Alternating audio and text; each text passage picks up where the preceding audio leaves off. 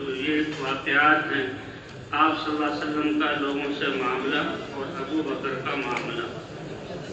خولہ بنت قیس جو حضور کے چچا حمزہ بن عبد المطلب کی بیوی ہیں، ان سے یہ قصہ روایت ہے کہ حضور صلی اللہ علیہ وسلم پر بنی ساعدہ قبیلے کے ایک آدمی کی 5.25 من کے قریب کھجوریں تھی کہ آپ لے لیتے تھے، پھر فقراء اور اپنے صحابہ اور دین کی حاجتوں میں خرچ کرتے تھے، قرض لیتے تھے۔ تو وہ شخص آیا اور حضور صلی اللہ علیہ وسلم سے جو کھجوریں قرض دی تھیں اس کا مطالبہ کرنے لگا کہ جی آپ مجھے واپس کر دیں۔ حضور صلی اللہ علیہ وسلم نے انصار مدینہ میں سے ایک شخص کو حکم کیا، جاؤ میری کھجوروں میں سے اس کو ادا کرو۔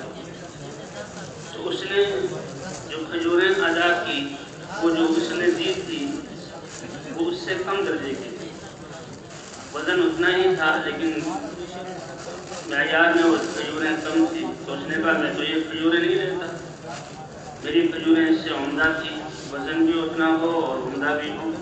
تو انصاری صحابی کہنے لگے کہ حضور صلی اللہ علیہ وسلم کی طرف سے تمہیں دے رہا ہوں، کیا حضور پر بھی تم واپس کر رہے ہو؟ اس نے کہا ہاں، اور بتاؤ اللہ کے رسول صلی اللہ علیہ وسلم سے زیادہ انصاف کرنے کا کون حقدار ہے؟ آپ بھی تو جیسے لی تھی ویسی ادا کریں۔ حضور نے جب اس کا یہ لفظ سنا، آپ کی آنکھیں آنسوؤں سے بھر گئی اور آپ رونے لگے اور کہنے لگے یہ سچ کہہ رہا ہے، روئے زمین پر مجھ سے زیادہ برابری کرنے کا کون حقدار ہے؟ لہذا جیسی اس کی کھجوریں تھی ویسے ہی ادا کرو۔ اور پھر حضور صلی اللہ علیہ وسلم نے ایک جملہ ارشاد فرمایا، اللہ پاکیزہ نہ کرے اس امت کو کہ جس میں کمزور آدمی طاقتور آدمی سے اپنا حق لے نہ سکے۔ اللہ راضی نہ ہو، اللہ اس کو گناہوں سے پاک نہ کرے کہ جس میں کمزور بیچارہ ایسا ہو کہ اپنا حق اس قوم کے طاقتور سے نہ لے سکے اور اس پر زور نہ دے سکے۔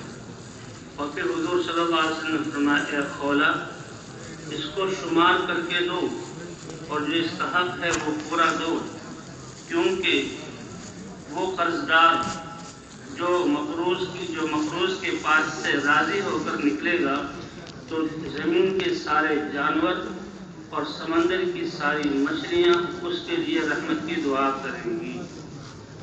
کتنا پیارا اصول اور کیا فضیلت اللہ کے رسول نے بتائی۔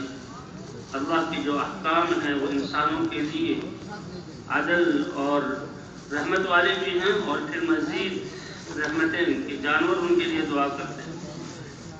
اور ہر وہ شخص کہ جو اپنے قرض خواہ کو لوٹائے، حالانکہ اس کے پاس مال ہے قرض ادا کرنے کے لیے، اور ٹال مٹول کر کے بعد میں آ جانا، بعد میں رہ جانا، تو اللہ تعالیٰ اس پر ہر دن اور ہر رات ایک بڑا گناہ لکھ دیں گے کہ حق ہوتے ہوئے کیوں واپس نہیں کیا۔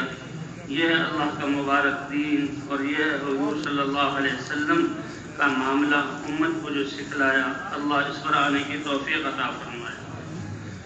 حضرت ابو بکر صدیق رضی اللہ تعالی عنہ کا بھی اسی طرح انصاف والا معاملہ کرنا، اور اس بارے میں ابن عمر کی حدیث ہے حضرت ابو بکر کے بارے میں، اور حضرت ابو بکر صدیق رضی اللہ عنہ کا یہ فرمانا، اگر مجھ سے کوئی حق نہ لے سکے تو پھر قیامت میں کون مجھے اللہ کے عذاب سے چھڑائے گا؟ عبداللہ بن عمرو بن عاص ان سے روایت ہے کہ حضرت ابو بکر صدیق رضی اللہ تعالی عنہ ایک جمعے کے دن کھڑے ہوئے اور فرمایا جب کل ہو جائے تو جو صدقات کے اونٹ ہمارے پاس آئے ہوئے ہیں وہ لے آؤ تاکہ ہم مسلمانوں میں اس کو تقسیم کر دیں، اور دیکھو کوئی بھی ہماری اجازت کے بغیر ہمارے پاس نہ آئے۔ تو ایک عورت تھی، انہوں نے اپنے شوہر سے کہا یہ نکیل لو اور جاؤ ابو بکر کے پاس، صدقات کے اونٹ آئے ہیں، شاید اللہ ہمیں بھی ایک اونٹ عطا کر دے صدقات کے اونٹوں میں سے۔ تو وہ شخص آیا، دیکھا کہ ابو بکر اور حضرت عمر رضی اللہ عنہما وہ اونٹوں میں داخل ہو چکے ہیں، ان کے پاس جا چکے ہیں۔ اب اس کو چاہیے تھا کہ یہ باہر رہتا اور اجازت کے بغیر داخل نہ ہوتا، لیکن اس کو لینے کا اتنا تقاضا تھا کہ بغیر اجازت کے جہاں یہ دونوں حضرات گئے تھے وہ بھی داخل ہو گئے۔ ابو بکر اس کی طرف متوجہ ہوئے اور کہنے لگے کیوں ہمارے پاس آ گئے جبکہ ہم نے تمہیں منع کیا تھا، اور اس سے اس کی نکیل لے کر اس رسی کے ذریعے اس کو مارا۔ حضرت ابو بکر رضی اللہ عنہ آ کر جو ہے معاملات میں خلل ڈالتے ہوئے بغیر اجازت کے داخل ہوئے۔ یہ خلیفۃ المسلمین تھے، خلیفۃ رسول اللہ۔ پھر جب حضرت ابو بکر رضی اللہ تعالیٰ عنہ اونٹوں کی تقسیم کرنے سے فارغ ہوئے تو اب خیال آیا، اس وقت تو اونٹوں کو تقسیم کرنا، حق والوں کو حق دینا، اس کی فکر غالب تھی۔ اب فارغ ہو کر خیال آیا تو شخص کو بلوایا اور جو اس کی نکیل اپنے ہاتھ میں لی ہوئی تھی اس کو دی ہاتھ میں اور کہا مجھے مار کر بدلہ لے لو اپنا۔ حضرت عمر رضی اللہ تعالیٰ نے فرمایا اے ابو بکر اللہ کی قسم یہ بدلہ نہیں لے گا، آپ خلیفۃ رسول اللہ ہیں، آپ کو غصہ آ گیا تو آپ یہ بعد والوں کے لیے سنت نہ بنائیں کہ جب اتنے عظیم آدمی سے کوئی غلطی ہو جائے تو وہ یہ کہے کہ مجھے سزا دو۔ ابو بکر نے کہا اے عمر کیا کہہ رہے ہو کہ قیامت کے دن مجھے اللہ کی ناراضگی سے کون بچائے گا؟ حضرت عمر رضی اللہ عنہ نے فرمایا اس کا راستہ یہ ہے کہ اس کو کچھ دے کر آپ خوش کر دیں تاکہ یہ خوش ہو جائے، اللہ بھی آپ کو معاف کر دے۔ ابو بکر رضی اللہ تعالیٰ عنہ نے اپنے غلام کو یہ حکم دیا کہ اس کو میں نے جو اس کو ایک رسی ماری تھی اس کے بدلے میں ایک پوری سواری دے دو اور اس کا ساز و سامان اور سجاوا بھی دو اور ایک خوبصورت نرم چادر بھی دو اور 5 دینار مزید میری طرف سے اس کو دے دو۔ جب اس شخص کو وہ چیزیں ملی تو وہ خوش ہو گیا، اس پر حضرت ابو بکر مطمئن ہوئے۔ تو بھئی یہ ہے معاشرہ جو اللہ کے رسول اس دین کو لے کر امت کو دے کر گئے ہیں۔ مسلمان جب تک اس معاشرے پر چلتے رہیں گے تو ان کی زندگی دوسروں کے لیے اسلام میں داخل ہونے کا ذریعہ بنے گی۔ اور یہ معاشرہ ان حضرات میں جو آیا حضور صلی اللہ علیہ وسلم کی محنت اور ایمان کی برکت سے اور اس مبارک دین کی برکت سے۔ آج جو انسانیت پریشان ہے اللہ کے دین سے دور ہو جانے کی وجہ سے، آپس میں بھی الجھے ہوئے ہیں، اللہ کی ناراضگی بھی ہے اور آخرت کی ناکامیوں سے اللہ بچائے۔ اللہ نے وہی محنت ہمیں عطا فرمائی ہے، یہ وہی محنت ہے، اللہ اس کو جیسے اس کا حق ہے کرنے کی توفیق عطا فرمائے۔ اللہ نے تو ہمیں یہ انعام فرما کر بغیر استحقاق کے بغیر مانگے یہ محنت دے دی اور اس میں سارے انسانوں کا اور قیامت تک آنے والی نسلوں کی مسائل کا حل اور مشکلات کا حل ہے اور پریشانیوں کا حل ہے۔ اب یہ امت اس محنت کو اگر آج انہی قربانیوں اور انہی صفات اور اسی طریقے پر کرے گی جیسے صحابہ کرام نے کیا تو آج بھی اس کا نتیجہ امن، سلامتی، اللہ کی رضا، رحمتیں، برکتیں، خوشگوار زندگی ہیں اور آخر کی منازل میں کامیابی کے نتیجے طور پر یہ نتائج ظاہر ہوں گے۔ یہ معاملہ ہے ہمارا کہ اللہ اس محنت کو صحیح طور پر کرنے کی توفیق عطا فرمائے۔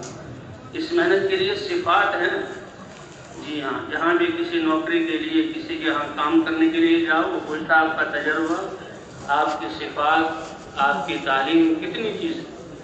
تو اللہ کے رسول صلی اللہ علیہ وسلم کی وہ محنت جس سے محنت کرنے والوں کو ہدایت ملے، سارے انسانوں کی زندگی بنے، دنیا اور آخرت کے مسائل حل ہوں، اللہ کے ہاں اس کے لیے بھی صفات کی ضرورت ہے۔ تو ابھی تو ہمارا نکلنا ان صفات کو حاصل کرنے کے لیے اے اللہ، کچھ لوگوں کے رونے کی وجہ سے، کچھ لوگوں کی قربانی کی وجہ سے ہمیں احساس ہو گیا کہ ہم آئے ہیں دنیا میں کس مقصد کے لیے اور رخ کیا ہے۔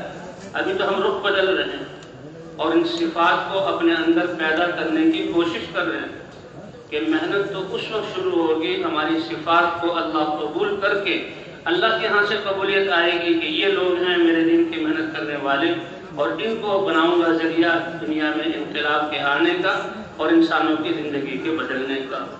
اور وہ صفات ایک ایک اللہ نے قرآن پاک میں اور حضور نے اپنی حدیث میں ذکر کر دی، جس سے معاملات کے یہ قصے سنے۔ اللہ ہی نے فرمایا یہ دین جو انسانوں کی زندگی کے بنانے کے لیے دیا، اس دین کو زندہ کرنے کے لیے آپ کو بھیجا، آپ معلم ہیں، آپ مبلغ ہیں، آپ سید الرسل ہیں، لیکن اس کے ساتھ ہم نے آپ کو نرمی بھی دی کہ آپ کی نرمی سے یہ صحابہ جانثاب ہوئے ہیں اور آپ کی بات ماننے والے بنے ہیں۔ اگر آپ باوجود اتنے فضائل کے نرم نہ ہوتے تو صحابہ آپ کے گرد جمع نہ ہو سکتے۔ تو بھئی ہم کس بات کی مولی ہیں؟ ہم کون ہیں کہ صفات نہ ہوں اور کام کرنے والے؟ صفات نہیں ہے اور کر رہے جی میں کام کر رہا ہوں اگر یہ دعویٰ ہے تو یہ اس کی خام خیالی ہے۔ لیکن اللہ بڑا کریم ہے جو اپنے آپ کو حوالے کرے گا، اپنی وقت کی حفاظت کرے گا، اعمال کو پابندی سے کرے گا اور نقصان دینے والی چیزوں سے، غفلت یہ بہت بڑے نقصان والی چیز ہے، ان سے بچائے گا۔ اور جب امت ان کے دل میں اللہ کی ذات پر کامل یقین، اللہ کی محبت، حضور صلی اللہ علیہ وسلم کی اتباع میں کامیابی کا یقین، تقوی والی زندگی، آخرت ان کے سامنے، ہر وقت اللہ کا دھیان، تو ان لوگوں کو اللہ اس محنت کے لیے قبول فرمائیں گے۔ تو ہم تو ابھی ان صفات کو تلاش کرنے کے لیے اپنے اندر لینے کے لیے نکلے ہیں۔ اس لیے بھائی یہ سیکھنے کا زمانہ ہے۔ اپنی مرضی اور نفس کی خواہش کو تو چھوڑ دے، اسی نے تباہی تک امت کو پہنچایا ہے۔ اللہ کے دین کو چھوڑ کر خواہش پر چلنا اس کو کمال سمجھا ہے، اسی نے امت کو گرا دیا۔ اللہ نے جیسے ہمیں نکلنے کی توفیق دی، اللہ ہمیں یہ صفات بھی عطا فرما دے، اور صفات عطا فرما کر اللہ ہم سے یہ کام لے لے۔ اس کے لیے بھائی ہر وقت کام کرنا اور ڈرتے رہنا اور اللہ کی رضا کو سامنے رکھنا۔ اس لیے دن کے اعمال کے بھی ہم کا اہتمام کریں، راتوں کے اعمال کا بھی اہتمام کریں۔ نیند ایک ضرورت ہے۔ اللہ کے رسول نے بھی، صحابہ نے کہا کہ ہم جاگیں گے ساری رات، حضور نے فرمایا دیکھو میں تمہارا رسول ہوں، میں بھی سوتا بھی ہوں جاگتا بھی ہوں، تو تم سو بھی، جاگتے رہیں تو اس سے تمہاری صحت خراب ہو جائے گی، لیکن 5 گھنٹے 6 گھنٹے کافی ہیں۔ اور یہ وہ لوگ ہیں کہ جنہوں نے اپنی پچھلی زندگی کی بھی تلافی کرنی ہے، آئندہ کی زندگی کے لیے اللہ سے فیصلے کروانے ہیں، اور امت میں اللہ کی طرف سے ہدایت کے فیصلے کروانے ہیں۔ کوئی ایسے لوگ ساری رات سوئیں، بڑی مشکل سے فجر کی نماز میں، تو یہ دونوں میں کوئی جوڑ نہیں ہے۔ اس لیے بھائی نیند ایک ضرورت ہے، بقدر ضرورت۔ اس لیے آتا ہے عشاء کے بعد 6 گھنٹے، الحمدللہ آج یہ جو وقت ہے نکلنے کا، یہ ایسا مناسب وقت ہے کہ عام دیہاتوں، بستیوں، شہروں میں 8 بجے تک آپ لوگ فارغ ہو سکتے ہیں۔ 8 بجے سو جائیں، 1، 1.5، 2 تک 6 گھنٹے نیند پوری ہو سکتی ہے، اور 2 سے لے کر 6:30 تک اللہ کے دروازے کو کھٹکھٹانا، اللہ کے دربار میں رونا، اپنے آپ کو پیش کرنا، دعائیں قبول کروانا، یہ بہترین وقت ہے اس بات کا۔ اور نکلنے کے دوران ہم نے اپنے آپ کو اللہ کے سامنے رونے کا، اللہ سے حاجات پوری کروانے کا عادی بنا لیا، تو زندگی بھر انشاءاللہ اللہ ہمیں یہ صفت عطا فرما دے گی۔ اس لیے بھائی دن کے اعمال کا بھی اہتمام کرنا ہے، اور راتوں کے اعمال، کھڑے ہونا، وضو کرنا، اور لمبی نفلیں پڑھنا، پھر دعائیں مانگنا، اللہ کے سامنے دربار میں پیش کرنا، قرآن پاک کی تلاوت اور تسبیحات ہماری فجر سے پہلے پوری ہو جائیں، تاکہ صبح سے لے کر شام تک پھر ہم انسانوں کے دریا میں اور سمندر میں تیریں اور ان کو غفلت سے نکال کر اللہ کے دین پر کھڑا کریں۔ تو اس کا اہتمام فرمائیں گے نا انشاءاللہ۔ یہی اس کے اعمال ہیں، جیسے اللہ نے ہمیں اپنے راستے میں نکلنے کی توفیق دی، اللہ صفات بھی عطا فرما دے، اور اللہ ہمیں اس محنت کے لیے قبول بھی فرما دے۔ تعلیم کو اللہ محروم نہیں کرتے، تو اس پر خود بھی آنا ہے، ہر فرد کو لانا ہے، اپنے گھروں کو مسجد کی شاخ بنانا ہے۔ جی ہاں، مسجد بھی ہماری اعمال سے آباد ہو جائے، گھر بھی ہمارے حضور صلی اللہ علیہ وسلم کی محنت کے اعمال کا مرکز اور ٹھیا بن جائیں، اور بھائی جتنے بھی ہمارے شعبے ہیں سب میں اللہ کے احکام اور نبی کی سنتیں زندہ ہو جائیں، پھر دیکھیں انسانوں کو کیسے ہدایت ملتی ہے۔ صحابہ کرام تو فرماتے ہیں کہ ہمارے بازار میں بھی اللہ کا دھیان اور اللہ کے حکموں کو پورا کرنا، آنے والوں کا اکرام، ایسے ہی ہم ہوتے تھے جیسے مسجد میں جو ہے ان اعمال پر ہوتے تھے۔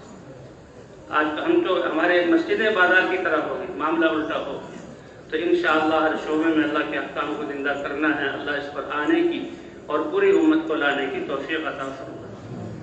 سبحانک اللہم و بحمدک، نشہد ان لا الہ الا انت، نستغفرک و نتوب الیک، رب اغفر وارحم وانت خیر الراحمین۔